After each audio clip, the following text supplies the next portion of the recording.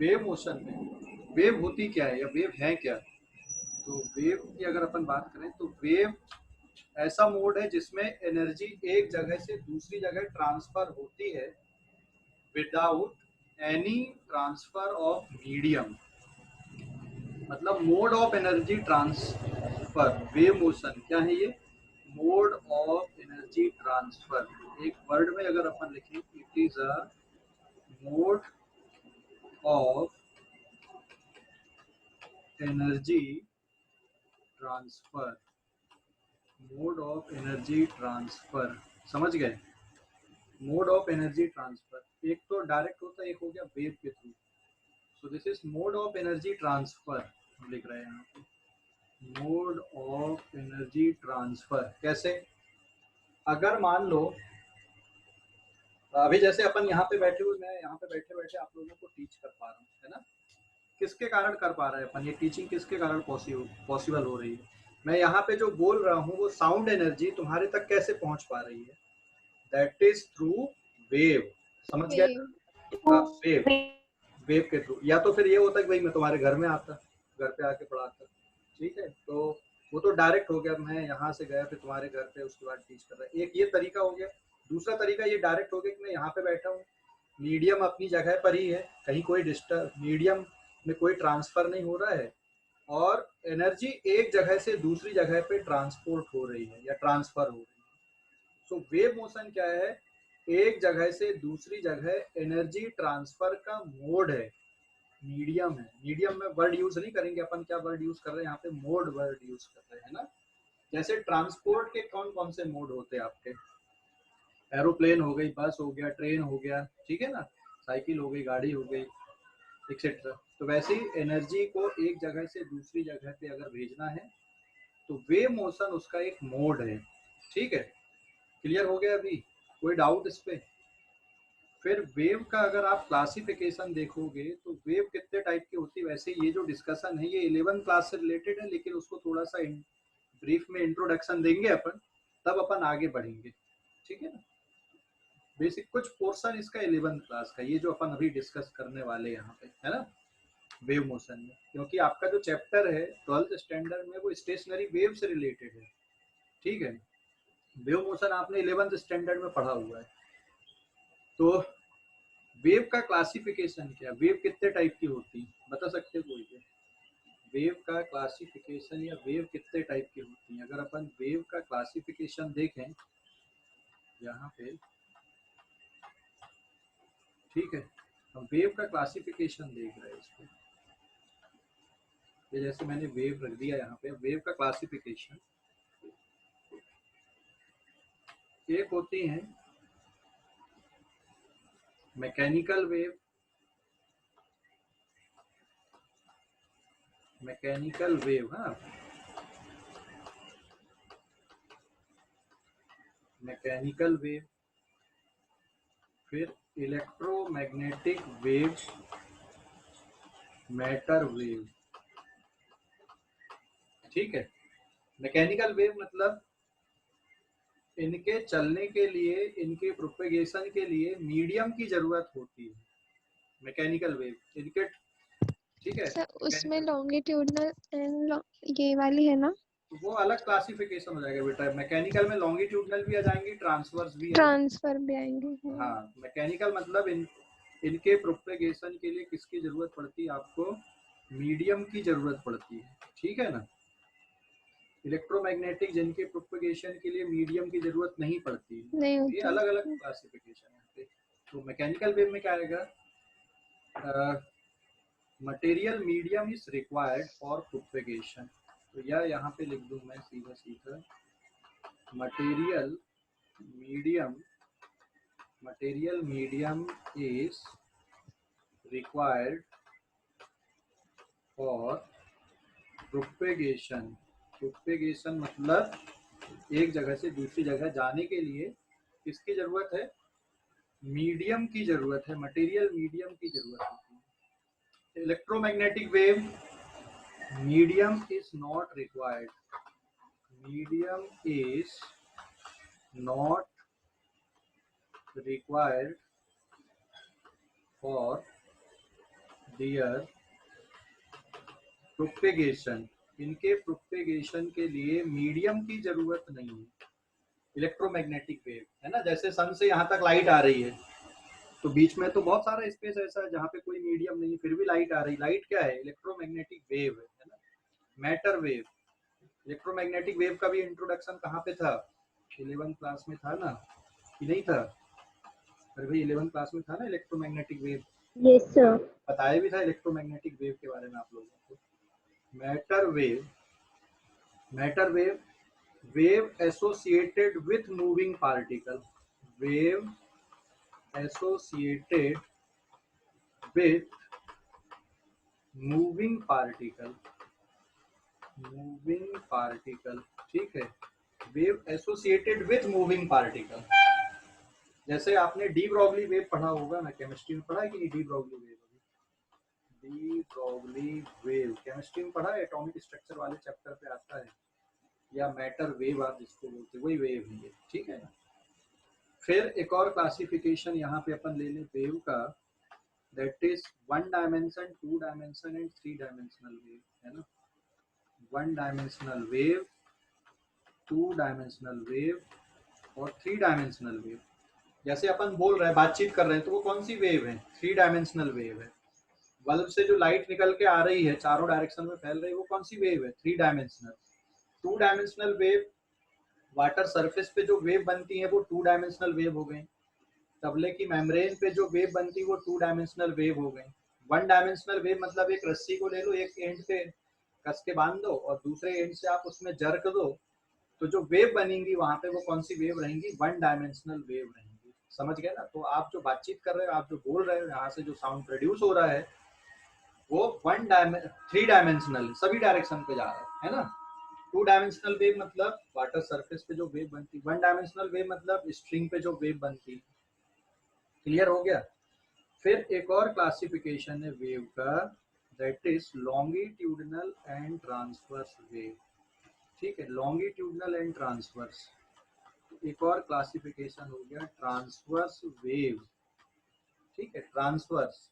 और ये एक और क्लासिफिकेशन है लॉन्गिट्यूडिनल। तो transverse and longitudinal. Transverse wave में क्या होता है बेटा? जो वेव है वो किस तरह से चलता है, डिस्टरबेंस कैसे चलता है, जिसमें क्रेस्ट और ट्रो बनते। समझ गए? ये वाई डायरेक्शन हो गया, इधर पे एक्स डायरेक्शन हो गया। और जो लॉन्गिट्यूडनल वेव होती हैं उसमें कंप्रेशन और फिर रेयरफेक्शन, फिर कंप्रेशन, फिर रेयरफेक्शन, ये बनते जाते हैं, ठीक है। समझ गए? यहाँ पे क्या बनता है? Crest and trough, crest and trough. यहाँ पे compression, rarefaction, compression, rarefaction and compression बनते हैं। अगर अपन प्रॉपर्टी की बात करें, लॉन्गिट्यूडनल वेव में क्या हो रहा है? जैसे डिस्टरबेंस मान लो ये वाले डायरेक्शन पे जा रहा है, ये वाले डायरेक्शन पे वेव वेलोसिटी है, ठीक है ना। v is the wave velocity है। v का मतलब हो गया यहाँ पे वेव वेलोसिटी, वेव वेलोसिटी, ठीक है। v is the wave velocity. और एक टर्म और लिख रहा हूँ मैं यहाँ पे, पार्टिकल वेलोसिटी। ये है वेव वेलोसिटी और vp यहाँ पे है पार्टिकल वेलोसिटी। एक टर्म है यहाँ पे पार्टिकल वेलोसिटी। तो लॉन्गिट्यूडनल वेव में जो पार्टिकल वेलोसिटी होती है, जो मीडियम के पार्टिकल होते हैं, वो वेव के डायरेक्शन में ही ऑसिलेट होते हैं। इसका मतलब लॉन्गिट्यूडनल वेव में particle velocity is parallel to wave velocity. Wave velocity और पार्टिकल वेलोसिटी एक दूसरे के कैसे होते हैं? पैरेलल होते हैं। कौन सी वेव में? लॉन्गिट्यूडनल वेव में। तो ये ध्यान रखो, लॉन्गिट्यूडनल वेव में particle velocity is proportional, is parallel to wave velocity. जबकि जो ट्रांसवर्स वेव होती हैं, ट्रांसवर्स वेव में वेव इस डायरेक्शन पे जा रही है, this is the direction of wave velocity, है ना। और पार्टिकल कैसे ऑसिलेट होते हैं? उसके परपेंडिकुलर डायरेक्शन में पार्टिकल ऑसिलेट होते हैं। मतलब वेव वेलोसिटी और पार्टिकल वेलोसिटी एक दूसरे के परपेंडिकुलर हैं यहाँ पे। तो ट्रांसवर्स वेव में particle velocity is perpendicular to wave velocity. Clear हो गया? अभी कोई डाउट इस पे? किसी को कोई डाउट है? हेलो, कोई डाउट है? No sir. हाँ, अभी हम इनके एग्जाम्पल्स अगर देखें यहाँ पे, मैकेनिकल वेव के एग्जाम्पल कौन कौन से, आपको वैरायटी ऑफ एग्जाम्पल्स मिल जाएंगे मैकेनिकल वेव के, ठीक है ना। जैसे साउंड वेव, इसके अगर अपन एग्जाम्पल्स देखेंगे, साउंड वेव, ठीक है, साउंड हो गया। फिर wave on water surface, water wave लिख दिया मैंने, ठीक है। विंड वेव, विंड में जो वेव चलती है, विंड वेव, विंड, ठीक है। Sound wave, water wave, wind wave, और wave on string, wave on string, ये सब किसके एग्जाम्पल है बेटा यहाँ पे, वेव ऑन स्ट्रिंग, ये सब मैकेनिकल वेव के एग्जाम्पल है। इलेक्ट्रोमैग्नेटिक वेव पूरा स्पेक्ट्रम ही है, जैसे गामा रे, एक्स रे हो गया, अल्ट्रा वायलेट हो गया, विजिबल रे हो गया, इंफ्रारेड हो गया, माइक्रोवेव हो गया, रेडियो वेव हो गया, पूरा है यहाँ पे, ठीक है ना। मैटर वेव के ऐसे कोई एग्जांपल नहीं, क्योंकि मूविंग पार्टिकल से रिलेटेड है ये वेव। अब बात कर ले कि भाई जो मैकेनिकल वेव होती है वो ट्रांसवर्स और लॉन्गिट्यूडनल दोनों टाइप की होती है। स्ट्रिंग पे जो वेव बनती है वो कैसी दिखेंगी आपको, ट्रांसवर्स टाइप की दिखेंगी। और साउंड वेव, यहाँ पे एयर पे जो साउंड वेव है वो कैसा है, लॉन्गिट्यूडनल वेव है। तो मैकेनिकल वेव दोनों टाइप की होती है, लेकिन जो इलेक्ट्रोमैग्नेटिक वेव होती हैं ये सिर्फ ट्रांसवर्स नेचर की होती हैं। तो electromagnetic wave are only transverse in nature, यहाँ पे नोट पे ध्यान रखना है, ठीक है। Electromagnetic wave are only transverse in nature, are only transverse in nature, सिर्फ ट्रांसवर्स नेचर की होती है, ठीक है। Electromagnetic wave are only transverse in nature, longitudinal नहीं होती। इसको प्रूव करने वाला एक्सपेरिमेंट है, क्योंकि पोलराइजेशन सिर्फ ट्रांसवर्स वेव में होता है ना, वो आगे पढ़ेंगे अपन कॉन्सेप्ट। तो electromagnetic wave are only transverse in nature. तो ये वेव का क्लासिफिकेशन समझ गए। वेव है क्या, wave is the mode of energy transfer, energy को एक जगह से दूसरी जगह भेजने का तरीका है वेव। क्लियर हो गया, कोई डाउट यहाँ तक किसी को भी, कोई डाउट है? No hello, sir. नहीं है। अब एक और बात बता दो, नो सर। नहीं है ना, एक और बात बताओ, क्या अपन स्पेस में जैसे अभी बातचीत कर रहे हैं ऐसा बोल सकते हैं वहां पे और आप सुन पाओगे क्या स्पेस पे? नो। नहीं, क्यों नहीं बोल पाएंगे, क्यों नहीं सुन नो पाओगे सर। बात? No sir. क्योंकि वहां पे एयर नहीं है, और साउंड को चलने के लिए किसकी जरूरत पड़ती है, एयर की जरूरत एयर पड़ती है। की। हाँ, ठीक है। तो स्पेस में आप बातचीत नहीं कर पाओगे, नॉर्मल जैसे बातचीत कर पाते वैसे आप एयर पे बातचीत नहीं कर पाओगे। क्लियर हो गया। तो यहाँ पे मैंने सब कुछ पूरा ब्रीफ में बता दिया, वेव के बारे में, कितने टाइप की वेव्स होती हैं उनका क्लासिफिकेशन बता दिया मैंने। क्लियर हो गया इतना? कोई डाउट अभी इस पे? आज की क्लास को कौन शेयर कर देगा, साक्षी द्विवेदी? साक्षी यस द्विवेदी, सर। ठीक है, आज की क्लास आप शेयर कर दोगे। तो बेटा इस पेज का स्क्रीनशॉट ले लो जल्दी से, व्यू मोशन स्क्रीनशॉट ले लो। हाँ, ले लिए? Yes sir.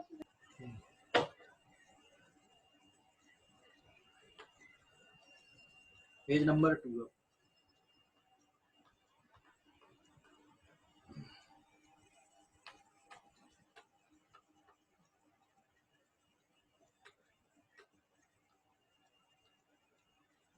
Page number 2। तो वेव का क्लासिफिकेशन समझ गए ना। अच्छा, एक और होती वेव में, progressive wave and stationary wave. एक और क्लासिफिकेशन है वेव का, progressive wave and stationary wave, ठीक है। वेव की एक और क्लासिफिकेशन है यहाँ पे, progressive wave and stationary wave, समझ गए ना। Progressive wave, progressive wave and एक और पार्ट है stationary wave. Progressive wave and stationary wave, ठीक है। Progressive wave and stationary wave,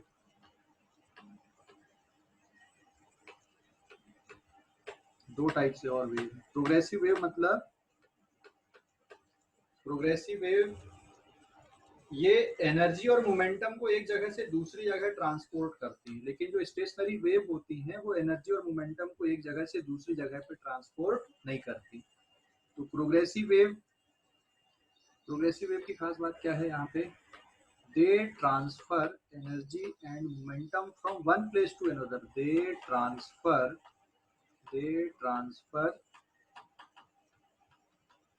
energy and momentum from one place to another, one place to another। लेकिन जो स्टेशनरी वेव होती हैं ये एनर्जी और मोमेंटम को एक जगह से दूसरी जगह पे ट्रांसपोर्ट नहीं करती हैं, ठीक है। तो डज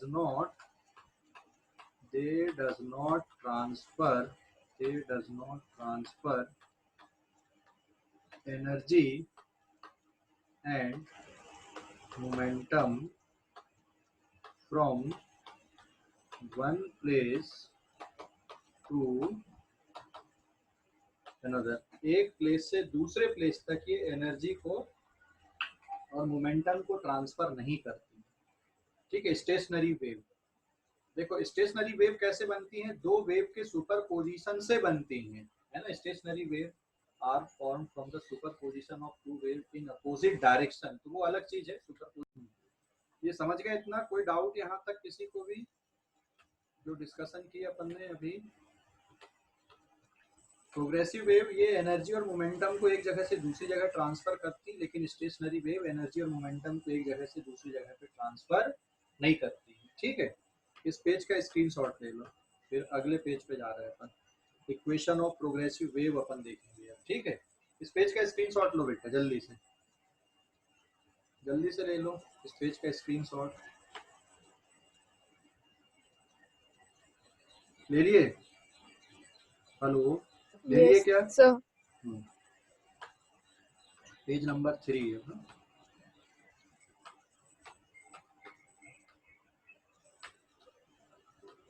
पहले अपन देख लेते वेव कैसे बनती हैं, ठीक है ना। वेव बनने का सोर्स क्या, वेव कैसे क्रिएट होती, वो अपन देख लेते पहले यहाँ पे। तो वेव फॉर्मेशन पे अपन देखते हैं यहाँ पे, वेव फॉर्मेशन, वेव कैसे बनती है, ऑसिलेटर क्या होता है, वेव फॉर्मेशन, ठीक है। वेव फॉर्मेशन पहले इसको समझ लो, कॉन्सेप्ट है, छोटी सी कॉन्सेप्ट है ये। सपोज यहाँ पे आपने बेटा एक ऑसिलेटर लिए, ये एक ऑसिलेटर अपन यहाँ पे ले रहे हैं। ऑसिलेटर मतलब आपने यहाँ पे एक स्प्रिंग ले लिए और इस स्प्रिंग में आपने एक पार्टिकल अटैच कर दिया, ठीक है। पार्टिकल का मास है स्प्रिंग कांस्टेंट के, और इसको और यहाँ पे आपने एक बहुत लंबी स्ट्रिंग अटैच कर दिए हो, ठीक है। लंबी सी स्ट्रिंग यहाँ पे अटैच कर दी आपने इसके साथ में, ये एक स्ट्रिंग आपने अटैच कर दी है यहाँ पे। क्लियर हो गया? अभी एक स्ट्रिंग आपने लिए, दिस इज एनी स्ट्रिंग, बहुत दूर है, हमें नहीं पता कहाँ तक गई है। फिर नीचे ब्लॉक को आपने नीचे पुल करके छोड़ दिया, ऐसा नीचे करके छोड़ दोगे यहाँ पे, तो ये जो ब्लॉक होगा ये 2 पॉइंट के अबाउट ऑसिलेट करेगा। अब ये किस तरह से ऑसिलेट कर रहा है यहाँ पे आप देखोगे इसको, जैसे यहाँ पे आपने एक ये लाइन ड्रॉ कर दिए, ओके।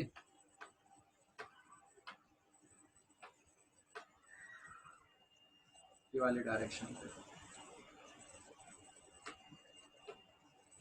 ये इन 2 पॉइंट के बीच में जो ब्लॉक है ना, ये ऑसिलेट हो रहा है, ये मीन पोजीशन कहलाएगी इसकी। इस डायरेक्शन को आप वाई डायरेक्शन ले लेना, और स्ट्रिंग जिस डायरेक्शन पे गई उसको क्या ले लोगे, एक्स डायरेक्शन ले लेना, ठीक है ना। तो यहाँ पे ये हो जाएगा x इक्वल्स टू 0 और t इक्वल्स टू 0 पे मान लो ब्लॉक यहीं पर है अभी, और फिर इसको आप छोड़ दोगे ऑसिलेट करके। ऑसिलेट करके अगर इसको छोड़ोगे, नीचे खींच के छोड़ दोगे, पुल करके छोड़ दोगे, तो यहाँ पे फिर ना वेव क्रिएट होंगी, वेव बनने लगेंगी यहाँ पे, ठीक है। वेव कैसे बनेगी, जो स्ट्रिंग आपको दिख रही थी उस स्ट्रिंग में आपको ऑसिलेशन दिखने लगेंगे कि भाई अरे ये तो इस तरह से स्ट्रिंग क्या होगी, ऑसिलेशन यहाँ पे दिखेंगे, ये ऐसे ऑसिलेट होने लगेगी, मतलब ये इस तरह से पल्स जनरेट हो जाएगी या फिर वेव जनरेट हो जाएगी। अगर एक सिंगल पल्स है, ये इस तरह से वेव जनरेट होगी यहाँ पे, समझ गए अभी कि नहीं। बॉक्स किन दो पॉइंट के बीच में ऑसिलेट हो रहा है, इसको आप ले लोगे -a और इसको आप ले लोगे +a, इसको आप क्या बोलोगे, एम्पलीट्यूड भी बोलोगे, वेव का एम्पलीट्यूड है ये, ठीक है। तो यहाँ पे जो टर्म्स आ रहे हैं अब मैं अपन उनको डिफाइन कर दे रहे हैं। ये क्या हो गया यहाँ पे एम्पलीट्यूड, या और ये नीचे की तरफ हो गया एम्पलीट्यूड। एम्पलीट्यूड कभी भी नेगेटिव नहीं होता, ध्यान रखना। तो ए का मतलब क्या हो गया यहाँ पे, एम्पलीट्यूड हो गया, वेव का एम्पलीट्यूड हो गया, ठीक है। और यहाँ पे फ्रीक्वेंसी ऑफ ऑसिलेटर किसकी इक्वल है, अगर आप देखोगे what is the frequency of oscillator, ये किसके इक्वल आएगा, ये ऑसिलेटर है बेटा, दिस इज ऑसिलेटर, ठीक है। ऑसिलेटर की फ्रीक्वेंसी क्या है यहाँ पे, frequency of oscillator, frequency of oscillator is omega equals to √k/m। इसको आप 2 पाई f भी लिख सकते हो और 2 पाई बाई t भी लिख सकते हो। लेकिन जो वेव जनरेट हो रही है ना, यहाँ पे अगर देखोगे t इक्वल्स टू 0 से ये स्टार्ट हो रहा है, और अगर मान लो ये अभी ऊपर जा रहा है ये ब्लॉक, ठीक है, ऊपर की तरफ जा रहा है, तो यहाँ पे कितनी देर बाद पहुंचेगा t/4 पे, फिर वापस लौटेगा ये ब्लॉक, यहाँ पे कितनी देर में आ जाएगा t/2 में, फिर यहाँ तक आएगा 3t/4, और फिर ये जो ब्लॉक है वापस यहीं पे पहुंच जाएगा एक टाइम पीरियड। तो सिमिलरली जब ये वेव जनरेट होगी, मान लो यहाँ पर अगर सपोज ये है, एक मिनट, जब ये वेव जनरेट हो रही ना, तो जो डिस्टरबेंस है ये किस तरह से आगे बढ़ रहा है, यहाँ पे एक टाइम पीरियड में आगे पहुंच जाएगा, यहाँ पे 2 टाइम पीरियड में आगे पहुंच जाएगा, समझ गए। डिस्टरबेंस कहीं से भी आप काउंट कर लो इस डिस्टरबेंस को। तो फ्रीक्वेंसी ऑफ ऑसिलेटर किसके इक्वल होता है, that is equals to frequency of wave. Wave की फ्रीक्वेंसी और ऑसिलेटर की फ्रीक्वेंसी सेम होती है, ध्यान रखना। Frequency of oscillator is equals to frequency of wave. और वेवलेंथ कहाँ से कहाँ तक कहलाती है, ये जो डिस्टेंस रहेगा ये वेवलेंथ कहलाता है, ये डिस्टेंस आपका एक वेवलेंथ कहलाता है। लैम्डा मतलब यहाँ पे है वेवलेंथ, समझ गए, ये वेवलेंथ कहलाएगा। वेवलेंथ आप यहाँ से मतलब मीन पोजीशन से भी आप काउंट कर सकते हो, क्रेस्ट से क्रेस्ट तक या ट्रो से ट्रो तक का डिस्टेंस वेवलेंथ है। वेवलेंथ आप इसको भी बोल सकते हो, यहाँ पे इस डिस्टेंस को आप वेवलेंथ ले सकते हो, जैसे आपने यहाँ से काउंटिंग किए तो ये डिस्टेंस भी वेवलेंथ हो जाएगा। या कोई भी 2 पॉइंट आप ले लो, कोई भी 2 पॉइंट ले लो, अगर मान लो आपने ये पॉइंट यहाँ पे कंसीडर किया और ये पॉइंट सेम फेस में जो ऑसिलेट हो रहे हैं, ये डिस्टेंस भी वेवलेंथ कहलाएगा, ठीक है ना। तो वेवलेंथ का मतलब क्या हो गया, wavelength is the minimum distance between two particle which are oscillating in the same phase, ये इसका मतलब होता है। वेवलेंथ की डेफिनेशन ये होती है, वेवलेंथ क्या है, what is wavelength, wavelength is distance between two particle, minimum distance लिखना था, distance between two particle, that is minimum distance, actually minimum distance between two particle oscillating in same phase, oscillating in same phase। Actual में ये harmonic wave बन रही है यहाँ पे, और ये कितने पार्टिकल का ऑसिलेशन, इनफाइनाइट पार्टिकल है यहाँ पे along the length of string. Clear हो गया। तो फ्रीक्वेंसी ऑफ ऑसिलेटर किसके इक्वल होता है, याद रखो, frequency of oscillator is equals to frequency of wave होता बेटा। Frequency of oscillator is always equals to frequency of wave, ध्यान रखना, ठीक है। तो टाइम पीरियड, ऑसिलेटर का टाइम पीरियड और वेव का टाइम पीरियड एक जैसा होगा, हाँ, लेकिन वेव स्पीड अलग होती है, wave speed is different thing, समझ गए, कोई डाउट यहाँ पे। और अगर आप इक्वेशन लिखोगे तो अगले पेज पे अपन इसकी इक्वेशन लिख कर देखेंगे कि इक्वेशन किस तरह से आती है। फिर अगर आप थोड़ी देर बाद देखोगे तो यही जो डिस्टरबेंस है आपका, ये कुछ और आगे बढ़ जाएगा। ये जो डिस्टरबेंस अभी आपको यहाँ पे दिख रहा है, ये डिस्टरबेंस आगे बढ़ जाएगा। ठीक है, जैसे मान लो अभी ये आ जाएगा, ये डिस्टरबेंस ऐसा, ये अगला स्नैपशॉट हो गया ऐसा, ये वाला। क्लियर हो गया? This is the next snapshot. तो वेव स्पीड क्या होती है, थोड़ी देर बाद डिस्टरबेंस आपको यहाँ से यहाँ तक दिखाई देगा, मतलब इतना ये डेल्टा एक्स के इक्वल हो गया, और यहाँ तक जाने में कितना टाइम लग रहा है, suppose delta small T time लग रहा है डिस्टरबेंस को आगे जाने पे। तो वेव स्पीड कैसे लिखोगे आप? तो वेव स्पीड का फार्मूला होता है एक्चुअल में, wave speed VW will be given by delta x upon delta t।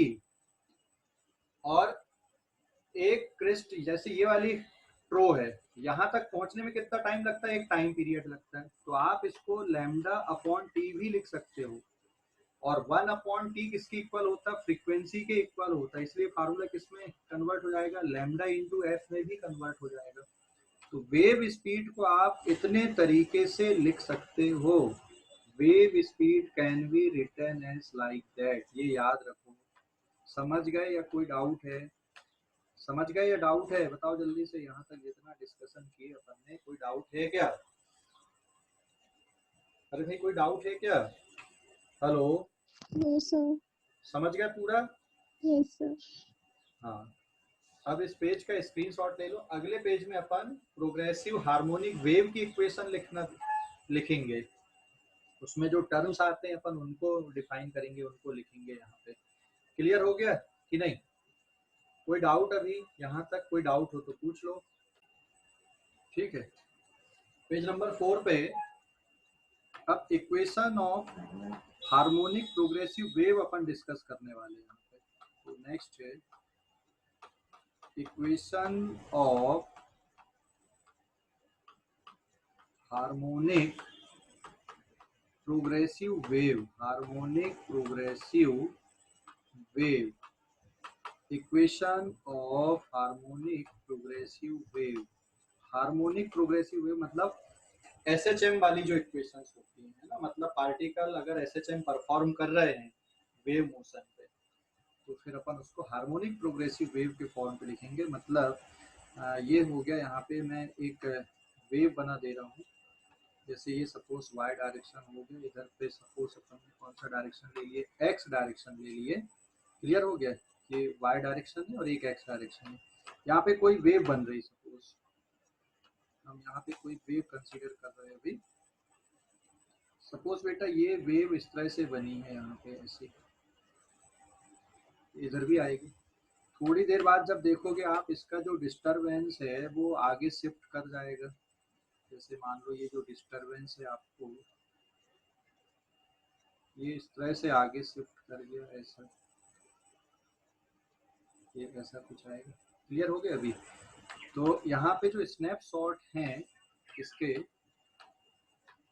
ये t इक्वल्स टू 0 पे दिख रहा है मान लो, और ये t एनी टाइम t पे ये स्नैपशॉट दिख रहा है। मतलब थोड़ी देर बाद वेव का जो डिस्टरबेंस है वो कैसा हुआ, यहाँ पे आगे बढ़ रहा है। वेव किधर आगे जा रही है, कौन से डायरेक्शन में डिस्प्लेस हो रहा है, डिस्टरबेंस किधर जा रहा है, this is the direction of displacement delta x. ये डिस्प्लेसमेंट हो रहा है, displacement of disturbance, displacement of disturbance. ठीक है, डिस्प्लेसमेंट ऑफ डिस्टरबेंस। समझ गए? क्लियर हो गया इतना? तो ये डिस्टरबेंस एनी टाइम टी, मतलब यहाँ से यहाँ तक जाने में सपोज कितना टाइम लग रहा है, डेल्टा टी का टाइम लग रहा है। अब हार्मोनिक वेव इक्वेशन लिखना है, तो आप किसी एक पार्टिकल को कंसीडर कर लो, किसी एक पार्टिकल को। जैसे मान लो आपने यहाँ पे एक पार्टिकल पी कंसीडर किया, ये यहाँ से कितने डिस्टेंस पे है, एक्स डिस्टेंस पे है, और ये वाई डायरेक्शन पे इतना वाई है, एनी टाइम टी पे अपन देख रहे हैं यहाँ पे। तो इक्वेशन किस टाइप से लिखी जाएगी, डेरिवेशन नहीं बताऊंगा मैं, सिर्फ इक्वेशन लिखने का तरीका बता रहा हूँ। वाई मतलब displacement of particle at any position p। ठीक है, displacement of particle at any position p, displacement of medium particle at any time T, any time T पे। मीडियम पार्टिकल का डिस्प्लेसमेंट कौन सा है? y। अब ये y किस किस का फंक्शन है? आपका x और t दोनों का फंक्शन है। And it is given by a क्या है यहाँ पे बेटा? इसका एम्पलीट्यूड है a into sine omega T minus K X plus phi not.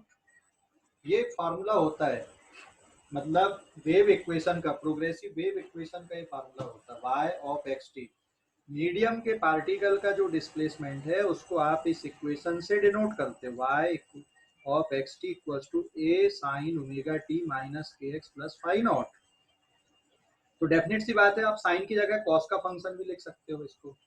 और ये जो माइनस का साइन आया यहाँ पे माइनस के एक्स, ये माइनस का साइन ये बताता है कि वेव किस डायरेक्शन पे जा रही है। अगर माइनस का साइन है तो वेव पॉजिटिव डायरेक्शन पे चलेगी, और अगर प्लस का साइन है तो वेव कौन से डायरेक्शन पे चलेगी? नेगेटिव डायरेक्शन पे चलेगी। जनरल इक्वेशन अपन अगले पेज पे देखेंगे, ठीक है, वेव के लिए। तो जो टर्म है वो मैं एक्सप्लेन कर दूं यहाँ पे। What is a is amplitude of wave, amplitude of wave, clear हो गया। और इतना जो पूरा टर्म है फाई, जिसको आप पूरा कितना लिख रहे हैं? Omega T minus K X plus phi naught, that is known as phase of wave. अब यहाँ पे ओमेगा भी आ रहा है और के भी आ रहा है, उनको भी डिफाइन कर लेते हैं अपन। ओमेगा और के क्या है यहाँ पे, ठीक है, ओमेगा एंड के। What is omega here? Omega is angular frequency of wave, angular frequency of wave, ठीक है। ये एंगुलर फ्रीक्वेंसी है वेव की, this is angular frequency of wave. इसको आप क्या लिख सकते हो? 2 पाई एफ लिख सकते हो या फिर 2 पाई बाई टी लिख सकते हो। एंड के क्या है? K is known as angular wave number, this is angular wave number, जिसको आप लिखते हो 2 pi by lambda. Angular wave number 2 pi by lambda, ठीक है, this is angular wave number.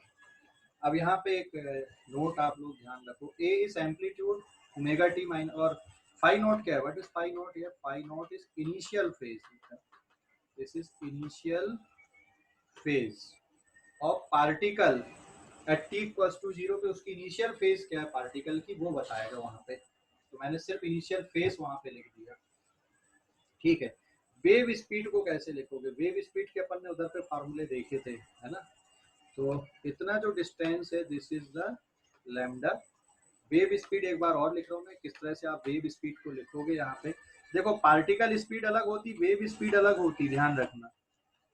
Wave speed का मतलब या वेव वेलोसिटी का मतलब होता है जो डिस्टरबेंस है वो कितनी स्पीड से आगे जा रहा है।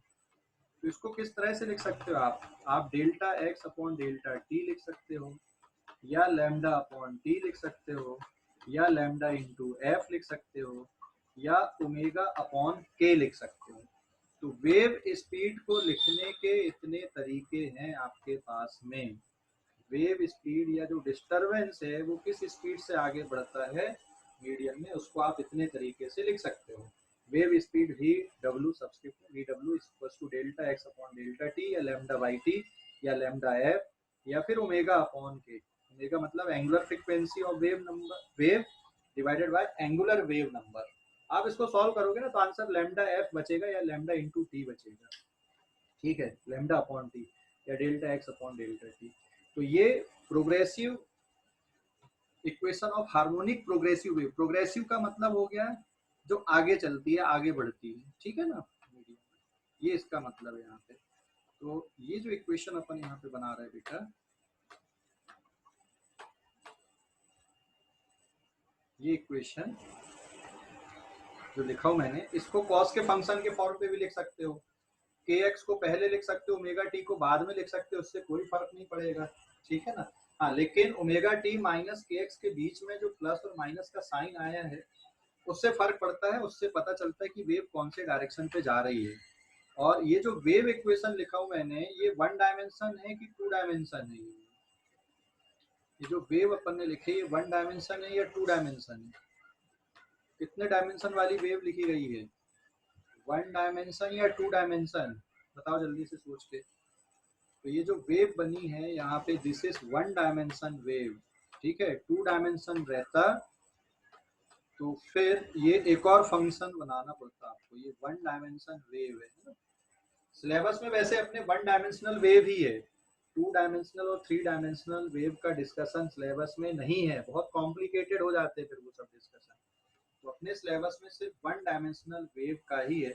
और वैसे भी इतना जो पोर्शन है पूरा वो आपका 11th स्टैंडर्ड का पोर्शन है। कोई डाउट यहाँ तक किसी को? अरे कोई डाउट है? हेलो? No sir. हाँ, स्क्रीनशॉट ले लो अभी इस पेज पे।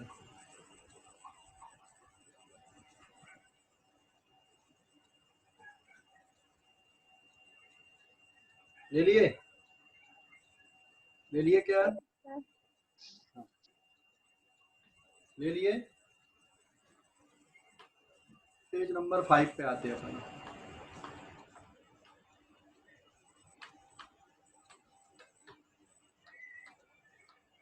पेज नंबर 5, ठीक है। देखो पेज नंबर 5 में अब जो प्रोग्रेसिव वेव की इक्वेशन है उसको कैसे लिखोगे आप? Equation of progressive harmonic wave, equation of progressive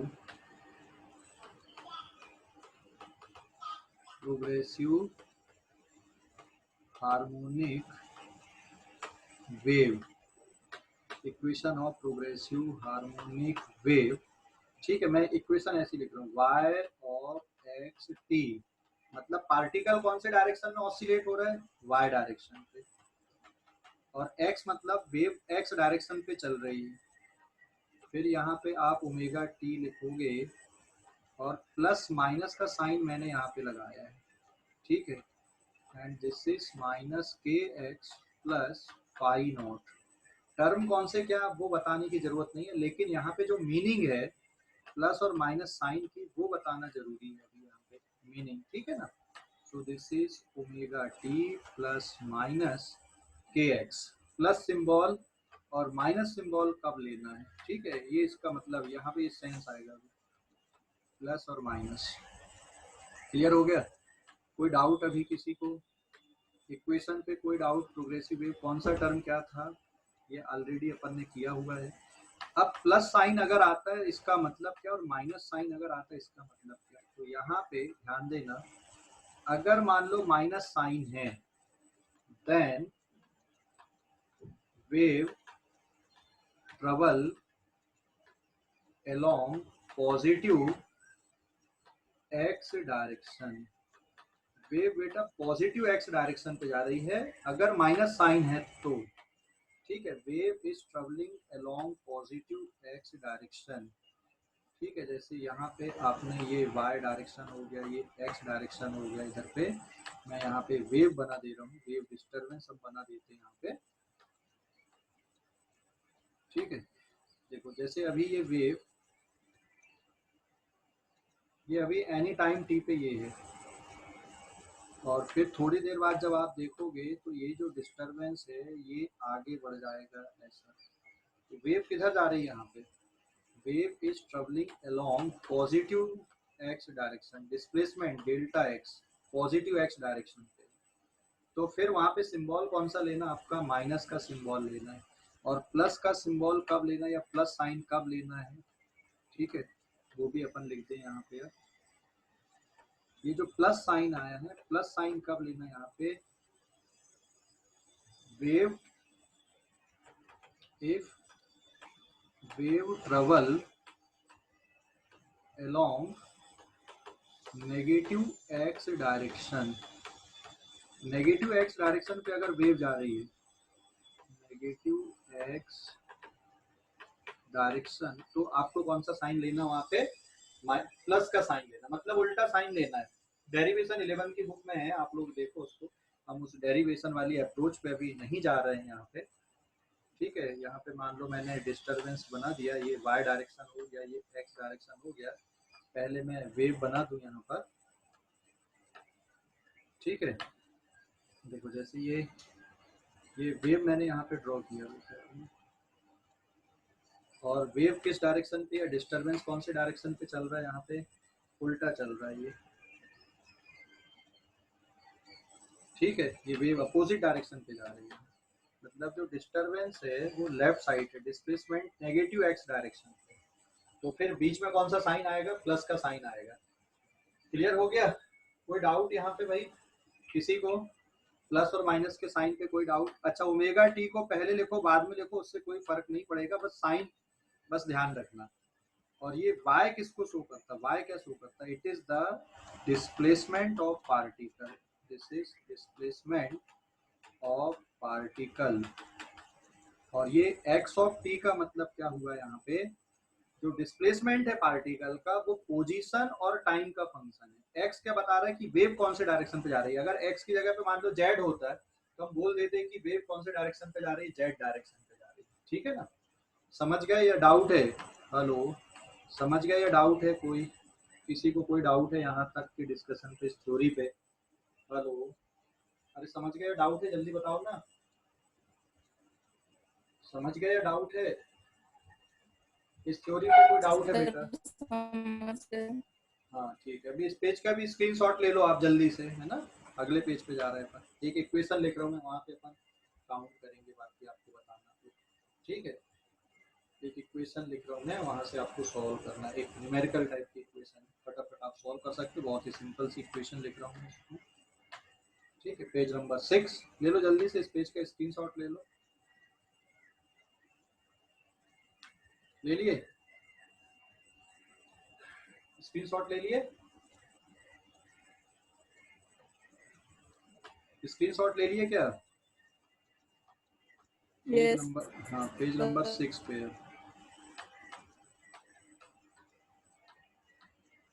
now page number 6, अब एक इक्वेशन, एक क्वेश्चन अपन सॉल्व करते हैं। Now equation of progressive wave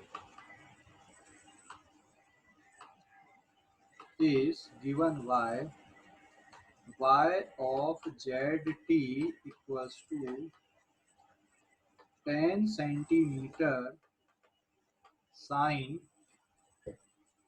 ठीक है, 10 सेंटीमीटर साइन 0.62x628z, ठीक है, एंड प्लस 31.4 t प्लस 5/4, ठीक है। ये इक्वेशन लिखी हुई है बेटा यहाँ पे। अब आपको कुछ आंसर्स यहाँ पे देने हैं, यहाँ पे इस इक्वेशन से, तो यहाँ पे क्या निकालना आपको, अगर आप एम्पलीट्यूड निकालोगे तो क्या आएगा, what is the amplitude, give the 10 centimeter. क्या क्या आएगा बता जल्दी से। So give the answer, give the answer, हाँ आपको आंसर देना, बताओ फटाफट, what is the amplitude of wave, 10 centimeter. 10 centimeter. amplitude of wave A is equals to 10 centimeter. Okay, good. Second आएगा, what is the initial phase, what is initial phase, initial phase Pi by 4. Pi by 4. t equals to 0 है ना, and z equals to 0 पे phi naught is equals to pi by 4। फिर तीसरा point, wave किस direction पे जा रही है, direction of wave propagation, direction of wave propagation, कौन से डायरेक्शन पे जा रही wave, Negative. Negative x. Negative x कहाँ है, जेड है, नेगेटिव जेड डायरेक्शन, जेड का फंक्शन है ना, तो नेगेटिव जेड डायरेक्शन, समझ गए। Fourth point, what is the wavelength किसके बराबर आएगी, वेवलेंथ ऑफ वेव, वेवलेंथ कैसे निकालोगे, ठीक है। तो आपको कंपेयर करना पड़ेगा, यहाँ पे कंपेयर करने के लिए आप एक स्टैंडर्ड इक्वेशन लिख लो।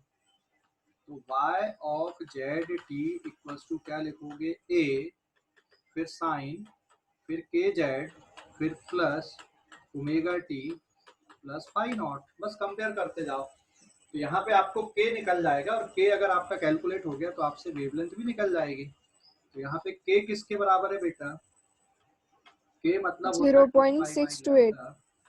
0.628। यहाँ पे क्वेश्चन पे गिवन होना था, given that Z in metre, Z metre में है, हाँ, और टी काय में है, इन सेकेंड में, समझ गए, टी सेकेंड में, जेड मीटर पे।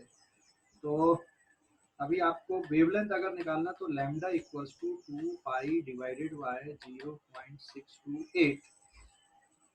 तो अगर जेड मीटर पे है तो 6.28 पर मीटर में आएगा, जो कांस्टेंट है, क्योंकि यूनिट लेस बनना चाहिए वहाँ पे ये। सो लैम्डा विल बी 2 पाई, मतलब 2 इंटू 3.14, और ये 0.628 मीटर में आंसर आ जाएगा आपका। सॉल्व कर लो तो न्यूमरेटर में बचेगा 6.28 और डिनोमिनेटर में है 0.628। आंसर कितना बचेगा रे, आंसर आ जाएगा 10 मीटर। ये इसकी वेवलेंथ आ गई, समझ गए ना, 10 मीटर। फिर फिफ्थ पॉइंट, फ्रीक्वेंसी निकाल दो। फ्रीक्वेंसी, तो फ्रीक्वेंसी अगर कैलकुलेट करना तो ओमेगा से कंपेयर करो। ओमेगा कितना है यहाँ पे, 3.14, तो ये रहेगा आपका रेडियन पर सेकेंड में, और इसको आप 2 पाई एफ लिख दोगे तो फ्रीक्वेंसी कैलकुलेट हो जाएगी 3.14 डिवाइडेड बाय 2 पाई। पाई से 3.14 कैंसिल आउट हो जाएगा, 1/2 मतलब 0.5 हर्ट्ज इज द फ्रीक्वेंसी, ठीक है। इसके बाद आप सिक्स्थ, वेव स्पीड निकालना है।